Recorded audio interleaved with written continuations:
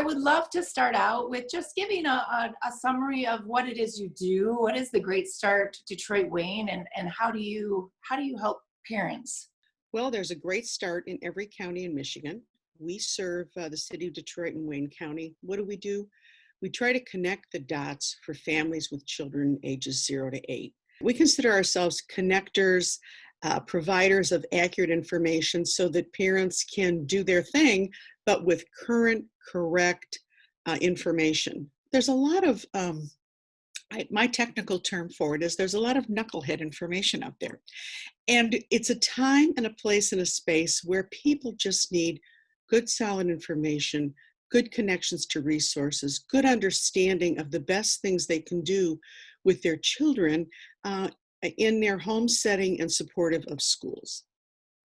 Can you describe what you've noticed during this time with families, with having to do school at home and having to work? And what are some of the challenges that you saw for families during the last 3 months? Never before in my history, and you can tell I've been around a while, never before have I seen parents with so many challenges on a daily basis. They are uncertain about their jobs. They're uncertain about a child care center being available when their job does come back. They're uncertain about health. How do they protect their child's health, their own health? Where do they engage in the community? Where do they need to back off and remain still socially distanced? Where do they get resources? Where's the next meal coming from? How do I assist and work with my special needs child? How do I keep my child busy all day? Am I supposed to engage with 3 different teachers if I have children in different grades?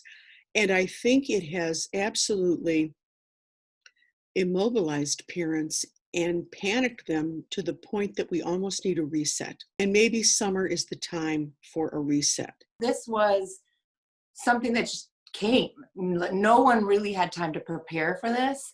And the fall, we have some time before fall. We don't know what's going to happen, but we do have some time before fall. Can you give us a little idea of what you think? Do you think school districts will have a better handle on this in the fall as they have time to prepare? I think school districts are working nonstop to try to figure out the best answer for this. And as we know, information changes. So they're having to keep up with every potential option that there might be to keep children safe and provide an educational opportunity. I would hope that parents would stay connected with their district or their school. Information will continually be shared.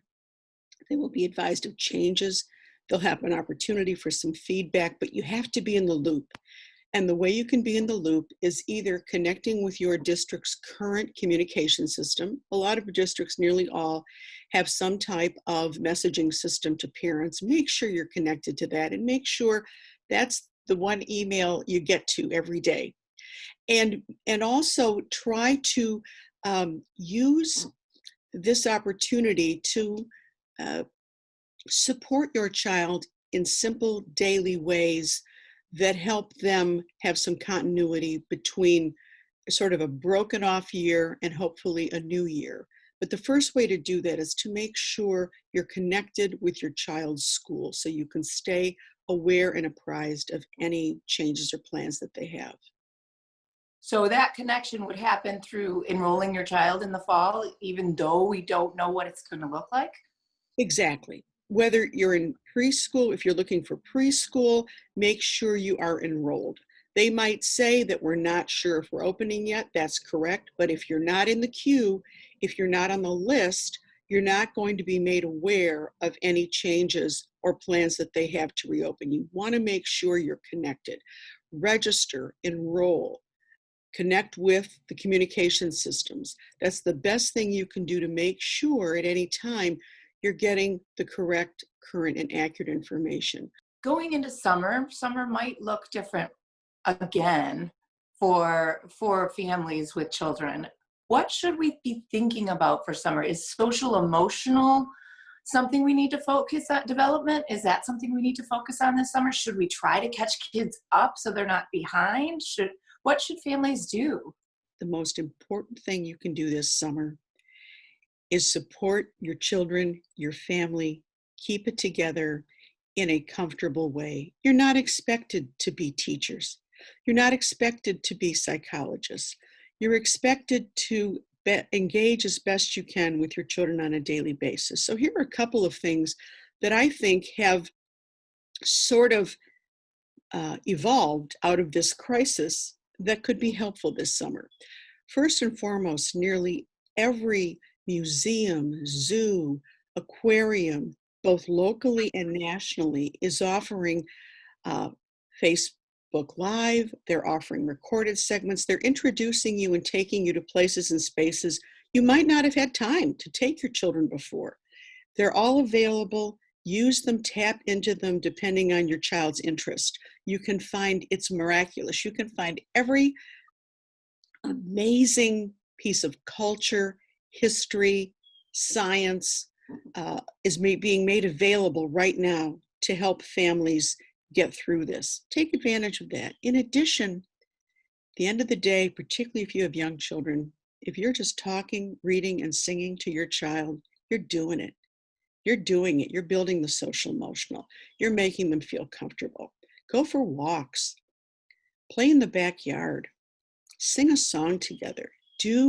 Make it the summer of simple things so that people, with all that the news gives us on a daily basis, have your home be a place and a space of some degree of comfort. And we recognize it's tough being in a house all day with the people you love.